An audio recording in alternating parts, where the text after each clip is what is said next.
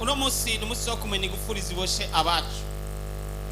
Burya abantu benshi baraboshe nuko batabikubwira. Byinshi bimenyekanira mu ngeso. Hari igihe ubona umuntu mu mvugo yiwe ukacumenya ati ibyo byose araboshe. Hari igihe ubona umuntu mu buzima bwiwe ingene buriko buragenda ukibwira ati ibyo ari byo byose uyu muntu ashobora kuba aboshwe. Hari ikindi gihe udashobora gushoka kubimenya ko umuntu aboshwe ukabona umenga ameze nk'abandi, ariko nawe arumva ko hari ahantu atagera nk'uko yakagombye kuba hagera. Yesu ashimwe. Uno munsi turaza kumubohora mu izina rya Yesu. Benshi bugaranywa ahantu bo badashobora gutahura, ariko uri umuntu w'Imana ubona ivy'imwemu urashaka kubona ati uyu muntu araboshwe kabisa. Nyemera dusome ubutumwa bwiza uko bwanditswe na Matayo igice c'8. Ubutumwa bwiza uko bwanditswe na Matayo igice c'8 ku murongo wa 24 kugeza kuri 27. Ubutumwa bwiza uko bwanditswe na Matayo igice c'8 ku murongo wa 24 gushika kuri 27. Turasoma mu izina rya Yesu. Haza igihuta gikomeye mu kiyaga, bituma ubwato buzimirira mu mifunda, ariko we yarasinziriye. Baraza baramukangura bati mugenzi dukize turapfuye. Arababaza ati niki kibateye ubwoba mwabafise kwizera gukemwe? Buna arabyuka azibiza ingunza n'ikiyaga abagahwekere rwose, maze abo bantu baratangara batuye n'umuntu ki umuyaga n'ikiyaga ko bimumvira. Imana yabwicoye. Uyu yari Yesu yaraheje kwigisha hirya no hino. Hageze umwanya arinjira mu bwato avuga ko agomba jabuke. Yaragira jabuke aje ahantu, kandi aho hantu hari ahantu hakomeye, hari ahantu hari abantu bari baboshwe n'abadayimoni babohewe kumva. Bari abagabo babiri baboshwe n'abadayimoni basara amarozi ubusazi, bamaze imyaka n'iyindi bamaze bari muri izo mva. Simumva indani mugabo ku makaburi mu kirundi kivanze n'igiswahili. Yesu ashimwe. Baraho ku makaburi biberaho ngo, kandi ngo bari bafise abadayimoni bakaze, ngo kuburyo atana abantu barengana aho hantu bivanye n'abo bantu ingene bari barafashwe n'abo badayimoni. Bari barabafashe kabisa. Bari abantu babiri bafashwe n'abadayimoni basara, kandi babiri igitero gikomeye cyane. Ngo nta n'umuntu yacaho hantu ngo kubera bari bafise abadayimoni bakaze cyane. Ariko kandi Yesu arabimenya, ntiyabivuga. Mugabo avuga ati reka tujabuke tuje ku rundi ruhande. Yaravuze ati ngira nje kuvura cyangwa gukiza cyangwa kubohora cyangwa kumena igufuri ziboshe abantu babiri bari hariya. Mugabo ntiyavuga uko, avuga ati tugira tujabuke tuje ku rundi ruhande. Yesu ashimwe. Abantu benshi mu buryo bw'imemo baraboshwe kandi babohewe ku makaburi. Benshi uri ngaha mugabo ugasanga ubugingo bwawe babohewe kumva. Yesu ashimwe. Ariko no munsi turaza kukubohoza mu izina rya Yesu. Urarondera nturonka, abo mwiganye bararondera bakaronka, abo mukorana barakurondera bakaronka, abo mudandazanya bararondera bakaronka, ariko wewe ukaguma hahandi nyene. Mugabo uwasanga wasuzuma neza ugasanga ubuzima bwawe burafise ahantu bwugariye. Haleluya. Umugabo wawe, umugore wawe, umwana wawe, inshuti yawe usanga ifise ahantu yugaraniwe ahantu, mugabo bikanga kwa hava akabona kabisa. Reka mabwira ikintu cyora gishika ku bantu benshi. Usanze cyaragushitse ko mvuze ati gushira ukoko hejuru ntutinye kuvuga. Mbe nta muntu birashika uryamye urasinzira ukumva umenga ari ikintu kiriko kirakuniga, ukugurura amaso bikanga gukaza ko uvyura ukuboko kuvuga, ubwenge bukaba bukwiye mugabo bikanga ubona gutyaga. Nde bimaze gushika ko ashira ukoko hejuru. Ai abo bose wabaraye bakwicaye ko ndugiyanga. Nimba bikunda kandi bakabaho udashobora gukakaza ngo uvyure ukuguru ngo uduze ukuba tukukubita igifunsi. Niko n'ubuzima bw'imwemu baboha umuntu bakakuboha pe bikangu kinana, tugakoresha amayeri wize, ugakoresha ubwenge wize, ugakoresha ibintu byose wize cyangwa uzi, mugabo warondera gushika hahandi wagomba gushika bikanga. Bafashe ubuzima bwawe babushira mu gatukana akabaja kuwika ku makaburi. Barafashe ubuzima bwawe babushira ahantu ngo muyibenga, babushira ahantu ngo mu mazi, babushira ahantu ngo hejuru y'igiti, babushira. Yesu ashimwe. Ariko uno munsi turaza kubuhora mu izina rya Yesu. Haleluya. Yesu ngo ariko aragenda ngo ari mu bwato. Yesu vuga ati Yesu agiye kubohora abagabo babiri aca arasinzira. Ari Yesu. Igaza mugenzi ati Yesu aca arasinzira. Yaragiye kubohora abantu ariko kandi ngo aca arasinzira. Ico ni cyambere. Satani aramenya ati Yesu agiye hahandi muri komba ya finale. Haleluya. Ati hari yagiye muri finale, rero reka ntere ibipfunda. Haleluya. Maze bagwe mu mazi na Yesu agwe mu mazi, dose ibigaruke ngaho babantu bagume muri baba daimoni, cyangwa baba daimoni bagume muri baba. Barasade sana, barasade tena. Yesu barasinzira, ibipfundira amamyishi kujya bigisha barabona ati turapfuye, gupfa koko birabayeho. Barabwira Yesu ati mgenzi byuka, eraba turapfuye. Ntibanavuze ngo tugira dupfe, bavuze ngo turapfuye. Nge ndasome neza. Haza igihuhuta gikomeye mu kiyaga bituma ubwato buzimirira mu mipfunda, burazimirira mu mipfunda. Ariko we yarasinziriye. Baraza baramukangura bati mugenzi dukize turapfuye. Ntibavuze ati tugira dupfe, bavuze ati turapfuye. Babona ati byaheze barapfuye. Burya kenshi ugira utabarwe, uza kugutabara burya amahura n'ingorane nyinshi kuruta izo wari ufise wowe. Yesu ashimwe. Umuntu yagira kurungikire amayinite, umuntu yagira kurungikire muri rimikasha telefone bakaca bayiba. Yesu ashimwe. Burya twe tubasengera ngo mu buhoke, burya duterwa cyane kurusha ingene uterwa. Niyo mpamvu mukwiye kwama mudusengera. Burya tuvugwa nabi kurusha ko uvugwa nabi. Wewe nawe ufata mikrofone n'amaboko abiri gutya, nawo kuvuga mugabo je ndayifashe n'ukuboko. Bagatera. Urabona ko ufashe mikrofone n'ukuboko. We nawe utokwambara ishati ukambara ikoti atani ishati rimwe. Mugabo je kubera atakravat nashizeko. Ziraba ingora tera. Wabonye na kravat yashize. We ni wabibonye none. Ibiduca intege biza ari bisuriranya cyane kugira ngo ducike intege turekure ntitukubohoze, ariko sindekura kugeza bikunze kubohoka mu izina rya Yesu. Satani aratera uko ashoboye kose, imifundira bibifunda biraba byadanje bimwe bikomeye. Abigisha barabona ati turapfuye, ntibabona ko bagira bapfe, ahubwo ati turapfuye. Ariko Yesu ati Yesu umuvyuye ahora avyuka. Haleluya. Navuze ni Yesu arasinzira, byari biranditse wabisomye nawe. Ntiyasinziriye kubera itiro, yasinziriye umwana arabukuza kumuvyura. Amena. Kubera iki ijambo ry'Imana tuvuga ngo ni musenge muzohabwa, ni musenge.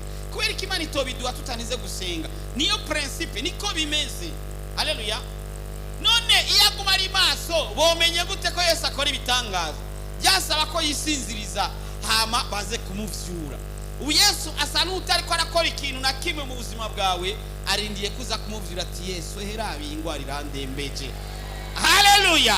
Ati Yesu herabi ibintu ingene bimeze, Yesu herabi ingene biriko biragenda, Yesu gira icyo ukoze. Yesu acavuga ati nuni ko ari munasikia oga kubera iki mugize ubwoba? Ngo aragira gutya gusa arahagarika ya mifunda bica birahagarara. Reka nawe Yesu abihagarike mu izina rya Yesu. Reka Yesu ahagarike ibifunda mu izina rya Yesu. Reka Yesu ahagarike ibikubabaje mu izina rya Yesu. reka Yesu ahagarika ibyo biriko birakuriza mu izina rya Yesu. Guhera uyu munsi imipfundo igiye guhagarara mu buzima bwawe. Haleluya. Barabanda ubwato bugenda neza, barashika ku nkombe yo hirya y'ubwato y'uruzi. Bahageze basanga ba bantu bafashwe n'abadayimoni bababoheye aho ntibaba gishobora gukakaza. Hari abantu batagikakaza bibera iyo ibuzima bwabo bw'imwemu nibukakaza ibya Yesu ashimwe. Reka nababwire, hari ibimenyetso byinshi bigaragaza umuntu yafashwe cyangwa boshe. Ndabikubwiye uhava umbona nabi, kuko usanga mugabo cacane nabandi ko ndabibwira uwo mwicaranye yo abasanga yarafashwe. Haleluya. Kimwe mu bimenyetso kigaragaza umuntu ko abohewe ahantu ni kuba ashobora kuba yoronka Bibiliya mugabo akaba atayafise. Ntawe bishira mu nzu y'Imana ninde atagira Bibiliya ashobora kuyiha.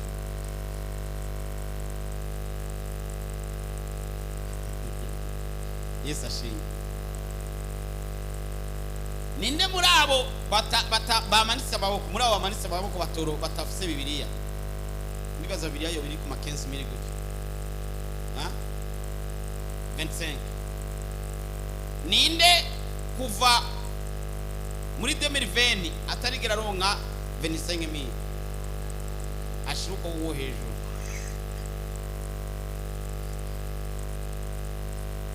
Icyo ni kimwe mu bigaragaza ko uboshe hari gufuri iriho mu buzima bwawe. Niganza mugenzi wawe ati pole sana. Cyumbwira ati ukwezi ni guhera utaguze Bibiliya. Kindi kimwe kigaragaza ko ubohewe ahantu ni kuba indwi yose yohera udasomye Bibiliya, ariko telefone atamunsi uhera utayisoma. Abantu babiri ubuzima bwabo buri kumva, urashaka kubura ingambwa ubuzima bwawe. Umuntu umwe yarigeze kumbwira, yari umupastori twakorana, yari umurevera nkanje na jena n'umurevera, aba mukushingira ntayigiye atari bwakizwe. Ambwira ati cangenda ahanaka ngo ku mupfumu ngo aca araba mu ikiyo ngo acabona wa muntu ngo arambwira ngo ndamutere ngo inkuba, ngo ndamutere inkuba. Yesu ashimwe. Kumbe ubuzima bw'uwo muntu bwari mu kiyo cy'uyo munyamareba, cy'uyo mupfumu. Bona sere sana. Ukagenda mbwa munyamareba agufise ngaha, akuraba agufise, agombye kugutera inkuba akayigutera, agombye kugutera akisida akayigutera. Ariko injira muri Yesu neza ko twebwe twinjiye turi muri bwa bwoko bw'abatarogeka. Ngo mwami Yesu ahagaze ngo abadayimoni barakoma induru, baratakamba, baravuga. Yesu ashimwe. Baca basaba ati ngo nigiki ngo kubera ikuje kuduhana igihe cyacu kitaragera, ngo basi ngo twemerere ngo twinjire muri uyu mukuku w'ingurube. Basi acaremera birinjira muri za mukuku y'ingurube. Yesu ashimwe. Baba dayimoni binjira muri za ngurube ngo zica zirasara. Ibaza ibidayimoni byari mu bantu babiri bica byinjira muri iyo mikuku y'ingurube, ngo ingurube zica zita mu mazi. Ari abantu batajya ingurube, ari abatajya kabenzi, abatakajya ni benshi. Bon mugabo sinibaza ko mugahora kubera kangiyemo amadayimoni. Ari abatakajya bavuga ngo wumva kandi ingurube zagiyemo amadayimoni, babihenze. Izagiye mama amadayimoni zarapfuye, zace zinjira muri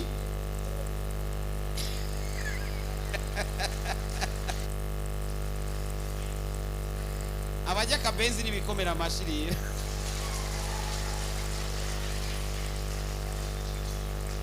Ndabavugiye cyo bwiro mwicarana ati ku mugoroba ndonde ndakugurire.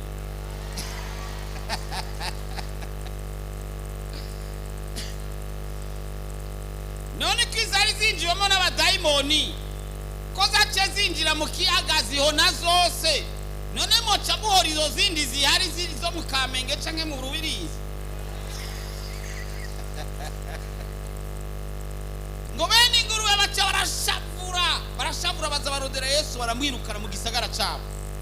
ariko nacyo byari bitwaye abantu. Ngo urumva ngo Yesu ngo yarahombeje abantu, ngo bene ingurube barahombye, ariko Yesu yagomba kwerekana ingene umuntu afise ikimazi kinini kuruta ibintu. Umuntu arafise ikimazi kinini, ingurube zo tumazihera, utubezi tugahera, amafaranga akagenda, ibi bikagenda, ariko umuntu agakira akabohoka akaba muzima. Haleluya. Watumutakaza ibyo aribyo byose ariko ukaba muzima ukabohoka mu izina rya Yesu. Hari ibintu byinshi bigaragaza ko umuntu aba yaraboshwe. Haleluya. Turasoma Luka 13 ku murongo wa 10 dushike kuri 17. Ubutumwa bwiza bwanditse na Luka 13 ku murongo wa 10 dushikana ku 17. Turasoma mu izina rya Yesu. Ku munsi w'isabato yigishiriza muri imwe mu masinagogi, hari umugore yinjiyemwo n'impwemu itera ubumuga, yari amaze imyaka 18 ahetamye, adashobora kunamuka na gatoya. Yesu amubonye aramuhamagara, aramubwira ati, nyina wanje urabohowe ubumuga bwawe. Amurambika kw'ibiganza, uwo mwanya aragororoka ahimbaza Imana. Ariko umukuru w'isinagogi yitonganiriza ibyuko Yesu akirije umuntu ku isabato, abwira abantu ati, hari iminsi 6 ikwiye gukorwamo ibikorwa, abe ariyo muza ko mukizwe, ariko hatari ku munsi w'isabato. Umwami Yesu aramwishura ati, mwanjyajyamwe, mbega umuntu wese muri mwebwe ntazitura inka yiwe cyangwa indogoba yiwe mu ruhongore ku isabato akayijyana akayishora? None uyu ari umukobwa wa Aburahamu yaboshwe na Satani iyo myaka 18 yose, ntakwiye kubohorwa iyo ngoyi ku munsi w'isabato? Akivuga ibyo abamurwanya bose baramaramara, ishengero ryose riranezerwa, ibyiza by'agahebuza yakora byose. Imana yahabwe icubahiro, tukomera amashyi menshi. Hari umugore ngo yarwaye ngo impwemu mbi yo guhetama.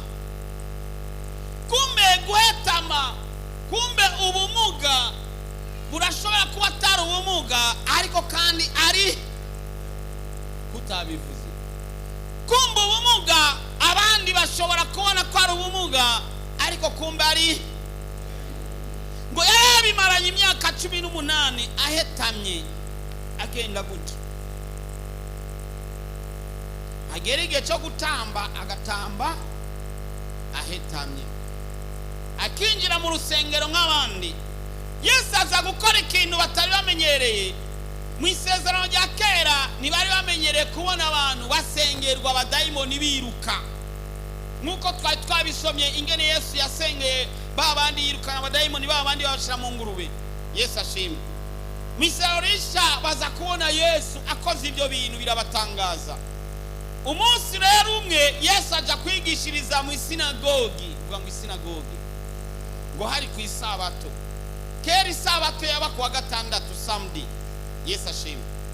Yesu ashimwe. Mugabo Yesu amaze kuzirura isabato, byari bisigaye bisanzwe umuntu ashobora gusenga umunsi wari we wose, yaba dimanche, yaba samedi, yaba jeudi, yaba mardi, yaba lendi, umuntu arekure gusenga. Avuga uti amena, amena, amena. Niyo mpamvu twebwe ushobora gusenga amiga ya mbere, amiga ya kabiri, ukaja ku kazi. Cyo gituma ushobora guhera ku kazi ukaza gusenga amiga ya kabiri, kuko uyu munsi ni umunsi w'Imana n'ibyo, ariko Yesu yaramaze kuzirura isabato. Haleluya. Ko icyo gihe ku isabato nta muntu yararekuwe kugenda ni kilometero cyose. Kuva ngana kuri pancarte ku munsi w'isabato ni wari ubirekuriwe. Sasa ngo ku isabato ngo Yesu arinjira mu isinagogi, ngo atangura kwigisha, ngo azabona umumama ngo ahetamye ngo imyaka 18. Imagine imyaka 18, 18 ans. Imyaka 18 ni myinshi. Haleluya. Haleluya. Imyaka 18 ni myinshi. Umuntu abashe kandi ari mu ishengero. Imagine hari umuntu amaze imyaka mu ishengero 18 ngo kandi aboshe, ariko kandi umunsi we kubohoka ari no munsi mu izina rya Yesu. Naco bitwaye ikiringo cyose umaze mu ishengero, urashobora kuba uhari kandi uboshe. Bwana sede sana. Angomba kuvuga ingene abantu nabo bameze nabi, ngo Yesu ngo aramukiza wa mudamu ngo yari bahetamye ngo mugabo ngo umukuru w'isinagogi ngo arababara. Yesu ashimwe. Tuvugane avwa basi, tuvugane buke basi n'ijwi yiyoroheje. None gabasha ukize umuntu akaca babara, ubwo ntaba bifisemo uruhara? Uronse inzu akaca babara, ubwo bupangaye bwawe ntiyararufisemo uruhara? Ukoze mariage ufise imyaka karani akaca babara, ubwo useribatere wari ufise bw'imyaka yose yarabufisemo uruhara? Uriya gakoko akababara, ubwo zasombe wawe urumara iminsi ujya ntiyarazifisemo uruhara? Wambaye izikubera akababara, ubwo igihe cyose warawambariza senyisa, ubwo ntiyarabifisemo uruhara? Uyu mukuru w'isinagoge sinawumwagiriza, ariko kandi wamushira mu rukinja niyobura icyo yomubaza. None umuntu ahetamye ari mu rusengero rurongoye, Yesu ashimwe, amazi imyaka 18 agondamye apinze umugongo, ahetamye. Guhetama nuko ndibaza ni kweli? Hama Yesu arinjiye acamubwira ati Silvestre hetamuka mu izina rya Yesu, akaca hetamu. Yesu akinjira mu rusengero akaca abwira witwa nde, atikira mu izina ryanje, urumva ni Yesu. Amukazubona uwo mwicaranye aciye ababara, ngo none ngo arindi ngo ari imisi yo gukiza kw'abantu. None uyu munsi no munsi muza gukira muza ngango abakize, none ubabazwa niki? Ipiripiri utariye ikuwaba kubera iki? None niwe bakijije cyangwa ni jewe? None ubabajwe nuko nkize, ubabajwe nuko nishuwe, ubabajwe nuko nteye imbere, ubabajwe nuko nambaye agashati keza, ubabajwe nuko naraye ndonsa karato, ko bikubabaje? Nagira umuntu akize wategereza kunezerwa ko Imana imwishuye. Narijya yari uwo mu isinagogi, na uwo mugabo akaba ari umukuru w'isinagogi, nagira byaca bimunezera. Narijya wari umukozi waho hantu, nawe akaba ari deje wako kazi, nagira bica bimunezera. Narijya yari umwana wo mu muryango, nawe ukaba uri mukuru mu muryango, nagira bica bikunezera. Ariko ukabona mu muryango uraronse, maze umuntu w'umuryango biramubabaje, maze umuntu we biramubabaje, ukaronka cyangwa ukishurwa muri inzira bikamubabaza, birateye amakenga. Ugazamugeza ati nishurwa ukababara, uzobuneye amakenga. Cyumubwira ati uno munsi ndaza kwishurwa, ukababara, uzobuneye amakenga. Yesu akora igitangaza, ngo amurambika kw'ibiganza, ngo wa mudamu yarahetamye, ngo acaragororoka. Hari abantu finance zabo, ubutunzi bwabo bwahetamye, uno munsi turaza kurambika ibiganza igororoka. Haleluya! Hari abantu amasezerano yabo yahetamye, uno munsi turaza kuyagoroza mu izina rya Yesu. Hari ahantu bakuboheye kugira ngo umuhetamye, ariko uno munsi uraza kugurwaho aruri, maze Yesu akora ibitangaza. Hari isezerano Imana yagusezeraniye, uno munsi niwo munsi wawe ukoriza gusohora. Haleluya! Barabara bareka Yesu yapanze umupango wo kugirira neza uno munsi. Bashavura bidoga bareka Yesu ameamua na atakutendea mema. Haleluya! Abakubonye ugiye gusenga uhetamye baraza gutangara utashe ugororotse batabiziga. Abaheruka ubohewe ku makaburi baraza kubona utashe mu gisagara usa neza batabiziga. Hari igitangaza Yesu agiye gukora kuri uno munsi. Uko winjiye sikuza gusohoka, winjiranye ibibazo uza gusohokana inyishu, winjiranye amarira uza gusohokana umunezero, winjiranye amadeni uza gusohoka yarishe. Hari icyo waragomba gukora kuri uno munsi udasanzwe. Bakuzi muri kakahise kakandi, ariko kahise kawe burya kagarukiye ngaha, tambye kandi kazoza gashasha. urabona kazoza Imana igufitiye ku buzima bwawe. Ibya kera biraheze, hatangiye bushasha. Wa mudamu yatashe agorotse nk'uko no musuza gutaha ugorotse mu izina rya Yesu.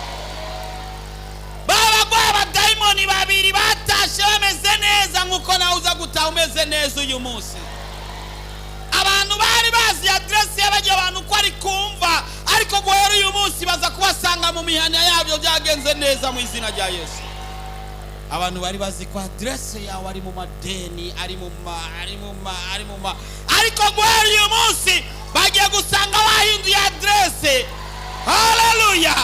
Nukibarizwa kandi mumva, nukibarizwa kandi mu madeni, nukibarizwa kandi hahandi. Yesu amayejeje gucapa inzira nshasha yawe ugiye guca hadasanzwe harutaho wari uri muri kahise kawe. Riya. Haleluya! Abantu bari barahevye b'abantu babiri, barabahevye babataye kumva, bari baraguhevye wowe na ntuzenya, bari baraguhevye wowe n'uwo mubakanye, ariko uyu munsi bagiye kubona igitangaza Imana igiye kugukorera. Harabaza kwibagira n'izina ryawe kubera uza gutaha ugororotse ku rugo uko byahora. Ibaza bari bamuzi wa mumama agenda konyera yarahetamye, bakamusanga mu nzira asigaye agenda agororotse ameze neza. Niko bigiye kuba mu buzima bwawe. Haleluya! Uwakubonye ejo haheze azokubona ejo hazoza, atangazwe n'ivyo Imana yakoze ku buzima bwawe. Haleluya! Nimegundua uzuri wa Yesu, nimegundua utamu wake. Uburebure bw'ingorane yawe bungana n'uburemerezi bw'inyishu yawe. Nimwaguma muri jewe, please, amajambo yanje akaguma muri mwebwe, egala musabe icyo mugomba cyose kizobabera ko. Ukeneye umwana, ukeneye kubaka, ukeneye kwishugwa ejo nk'aya mango, mu kwezi gukurikira nk'aya mango, mu mwaka uza nk'aya mango. Ibyawe bigiye kumenyekana kandi bose bazokumenya uriwe.